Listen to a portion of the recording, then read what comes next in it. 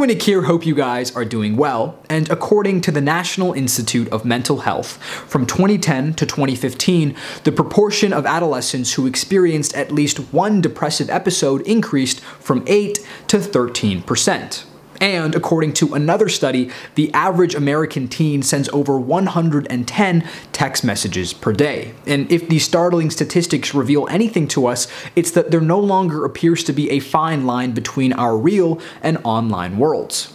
In fact, the digital grid has left little time or opportunity to disconnect, and it's making us miserable.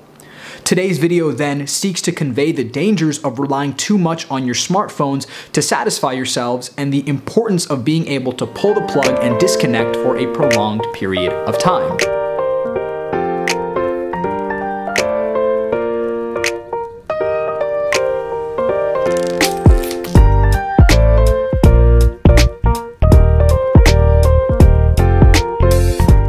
Smartphones are wildly successful in their ability to draw you in for three main reasons. The first being rapid feedback. The second you click on something, you are immediately notified in the form of a result or an update, and because there's no delay, you're that much more convinced to keep using your device. The second is metrification.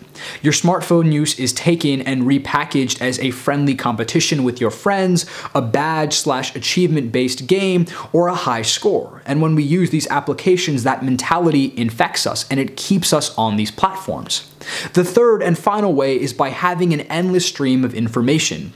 You have an infinite dopamine rush that can come to you whenever you may be feeling stressed, alone, tired, or just flat out bored. And smartphone companies know this, and application developers are using this as their main incentive to keep you on their particular platform. Now, why is this bad for you? Well, for one, this constant stimulation is creating a generation-wide fear of being alone.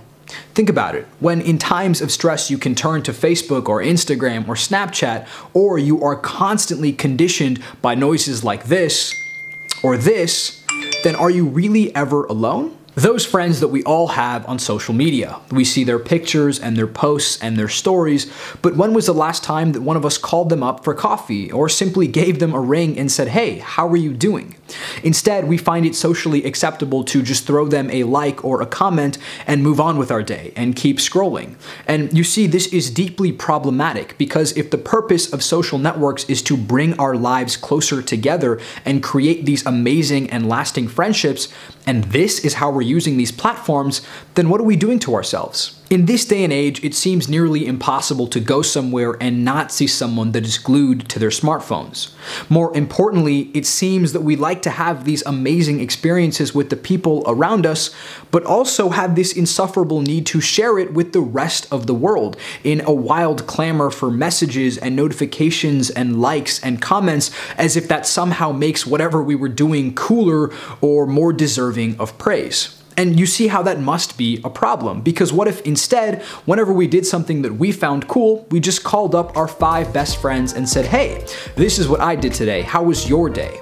Wouldn't that 1, make us closer, 2, bridge lasting and amazing friendships, and 3, make us less reliant on the notifications and the likes and the comments and all of the outside approval that we seem to live for? Now, I don't mean to sound cynical, because I do believe that smartphones have some incredible benefits, but I simply believe that next time you hang out with your friends or go on a wonderful adventure or even spend some time to yourself, try turning off your phone, disconnect for a little while, unplug, and just care about you, the people around you, and the world. After all, isn't that what's most important?